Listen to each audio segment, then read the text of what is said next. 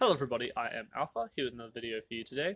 This is the Zwq-S200, or the Fire Rat.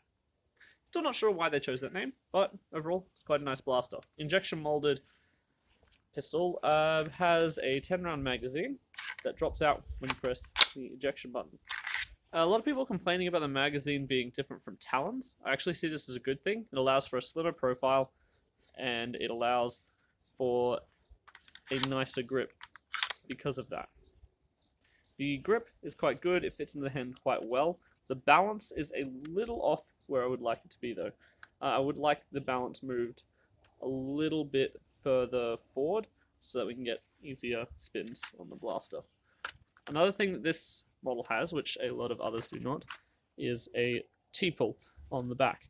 The decision was made to make the Tpull there when a stronger spring was found hard to prime on this blaster. A lot of people were concerned about how the Tpull would look once installed, but I think it ended up quite nice. The blaster has automatic retraction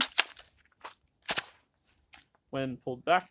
As you can see, it pushed forward with no work from me whatsoever. And now I can just pull the trigger and it will fire at around 110 to 130 FPS depending on the dart seal. This variant is in all orange and clear and it looks quite nice. I don't see a couple people complaining about the brighter colors. I personally think it needs to be in these colors and it ends up looking quite nice with these. There is no safety on the blaster. This is what I originally thought was a safety, but when you prime back and slide that up, it is a slide lock, which allows you to keep it primed right while you're swapping mags if you would like, or if you just want to keep it primed to clear a jam or whatever you may need it for. Press the button, pops it forward, locks it in. If you want to make sure, sometimes these little claws don't grab on, so you can slam it forward a little bit, fire again. Now, since the mag releases with a decent amount of force, it does allow you to drop it free into a dump pouch or whatever you may want it to drop into. I love the way the Tpull integrates into the blaster, and it does look nicer than a lot of other ones, but it does also mean you need quite a wide grip to be able to do it. I'll put the mag aside for now. On either side of the slide, there are these little claws that when pressed allow you to prime the blaster back. So when priming the blaster, you grab its side like this, make sure you've pressed both claws in, and then you pull it back, and then you can slide it back forward, ready to go with the auto retract feature, which is quite nice to have. It'll make it easier to prime it on, say, a sling or whatever, so you don't need to slam it back home every time. The grip is slightly rubberized, but not the same rubber as Zwq have been using in their recent blasters. More firm with a slight texture to it. The iron sights are functional with a nice sight picture and a glowing effect. I can never remember what these are called. Holographic almost spot in the center and on the two back posts. Barrel length is quite decent, surprisingly. It goes from here to here, which, while it could be swapped out for a longer one, and I know there is a kit that you can get that extends the front barrel for a scar barrel, it does mean that you have a nice platform for lighter power. That dart went flying. Alright.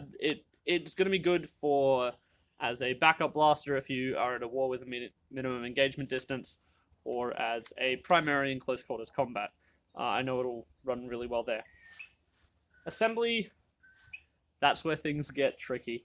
If you live in Australia and your blaster ships to you disassembled, while it isn't necessarily a hard build, it is a painful one. The springs inside are quite small and quite a pain to keep in place while you're assembling things. The pins here, and also back here, the front two ones are quite annoying to keep in place, while the rest have to make sure this part doesn't pop out, you have to make sure this is aligned, and then up the front here, there's a bunch more stuff that you need to do. Like the trigger has no captive springs. I would have loved to see some captive springs on the trigger rather than having them slide into the front casing here.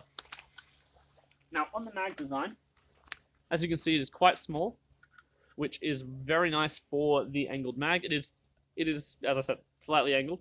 It's very nice for mag and grip, which means that it is actually, I feel, better for talons.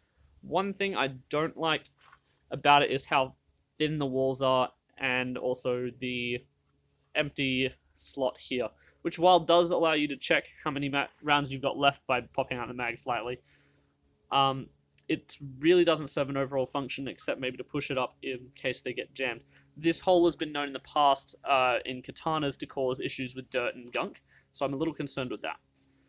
Since the walls are so thin, my initial thought was that it would have issues when potentially being dropped on the ground, hard surfaces, all that sort of thing, but they did include nice thick-walled bottom here, which should drop first, allowing your mags to be safe. Now, the mags have a single notch in the front for where they latch into the blaster.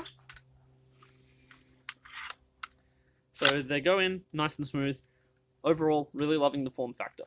Now, what came with this blaster was a couple mags, the blaster itself, obviously, and a nice holster. The holster locks in to the front trigger guard of the blaster, and it honestly works quite well. You can just drop it in there. There's a little latch there. You press the latch, you can withdraw it nice and easy, and overall the holster feels nice, it's sturdy, won't break very quickly, and I think it was the right choice over a fabric holster for a few reasons. The first of which is the Tpull would get in the way of a fabric holster. The second thing is if you change the barrel length or any of the shape of the blaster, the fabric holsters can get a bit finicky and they can get caught on stuff like sights and all that sort of things. Overall, love the blaster's design, small form factor, and just the general shape and feel of it. I hope they make some more like it soon, and I hope we can get some sci-fi variants. That would be really nice. Anyway, it's Alpha, signing out. Thank you for watching.